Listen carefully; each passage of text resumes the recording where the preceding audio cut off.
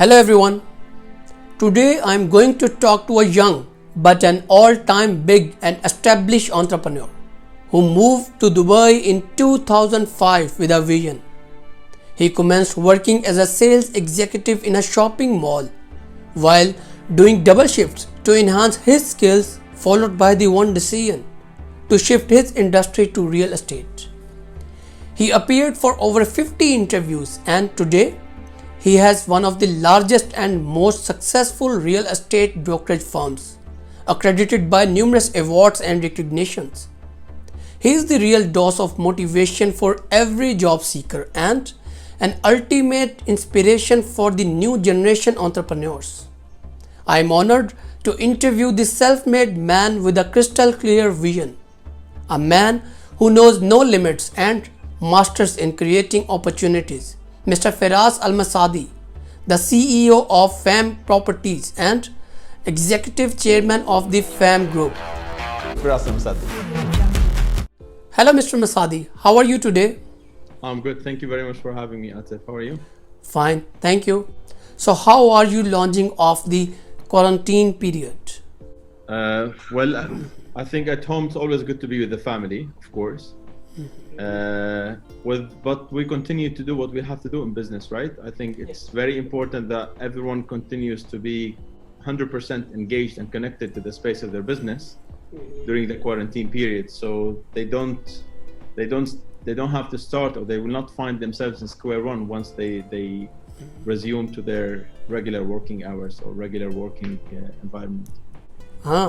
So there is a family man behind this businessman. Yeah. 4 kids, 2 birds and a dog at home, so it's very difficult to find a quiet corner. So what do you think could be the most likely effects post-quarantine from a business point of view? It's very difficult to forecast the outlook. I know that whatever we've seen across all equity markets, stock markets and what so have you, whatever drop we've seen so far, it was mainly as a result of forecasting negative results, but I think the real impact of the actual results are yet to come to many industries, especially when it comes to hospitality or to airlines and what so have you. But I truly believe that we don't need a booming market in order for us to succeed. You don't need a booming market to succeed. You don't need every business and every industry to be flourishing to succeed. When there is a booming market, everyone can make it. Definitely. Even on the leftover of business, people can still survive and make it happen. But during tough markets, I think you would see much lesser politics, much lesser bureaucracy, a lot more transparency, because it's all about results. So as a business owner, how to strategize the situation to our benefit? I think number one is there's no silver line here, but I think you need to continue being 100% engaged in the business, and you need to you need to be in touch with the entire team in your business, because your company is effectively your team members. So you need to be always in touch with your team members. You need to acknowledge the situation with them, and you need to give them realistic targets, and you need to explain to them and share with them your plans, and share with them what needs to be done, and share with them your vision and where you see opportunities in your business or in your industry, and how to get to that opportunities. What does it take? What each one of them has to do. I think it's essential for business owners and business leaders to be always in touch with their team members, and in order for them to continue leading from the front. So Mr. Firas, is it a good idea to start a new business now? Well, it depends what the new business is. If you're starting sanitization business, maybe it's a great idea. If you're starting a restaurant, maybe it's not a great idea today. So it depends what business. It depends.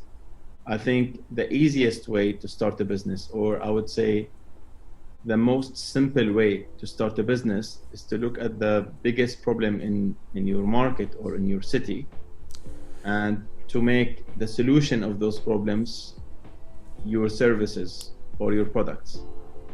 So the bigger the problem, the bigger the market you will have.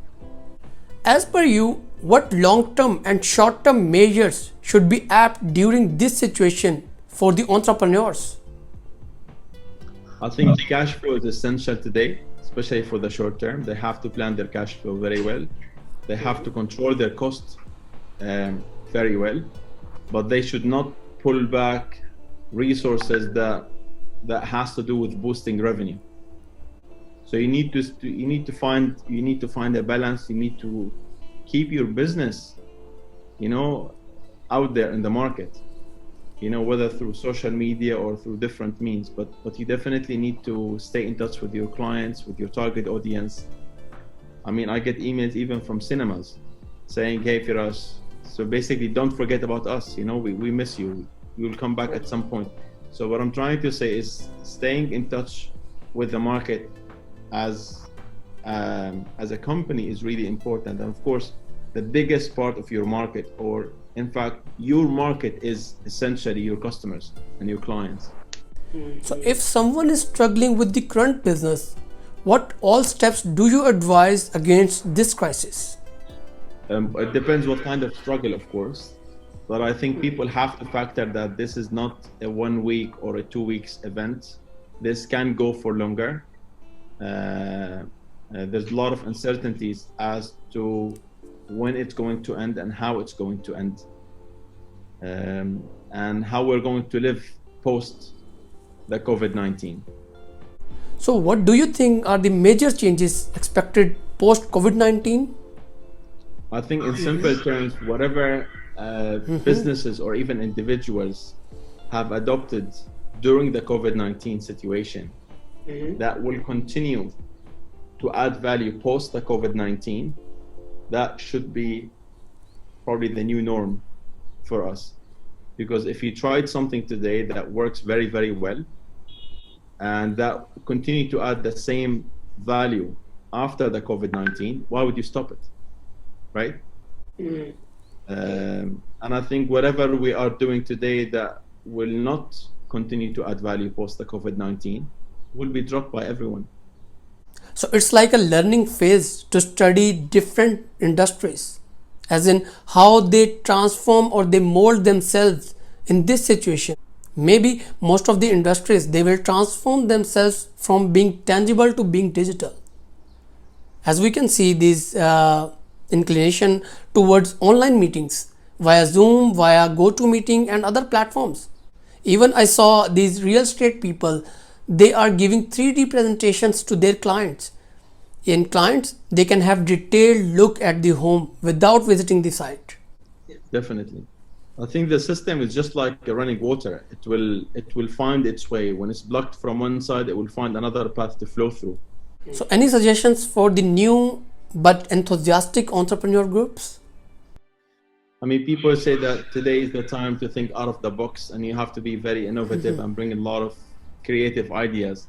And I think the key to having, or the key to creating creative ideas is by way of being engaged in the space of your business, facing the challenges and facing and confronting all these closed doors.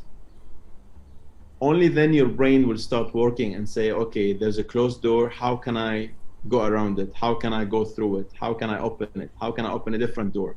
And that is the creative idea or the innovative idea needed in this market. These creative ideas will never come if someone is sitting on Netflix all day or trying to kill time, thinking of creative ideas.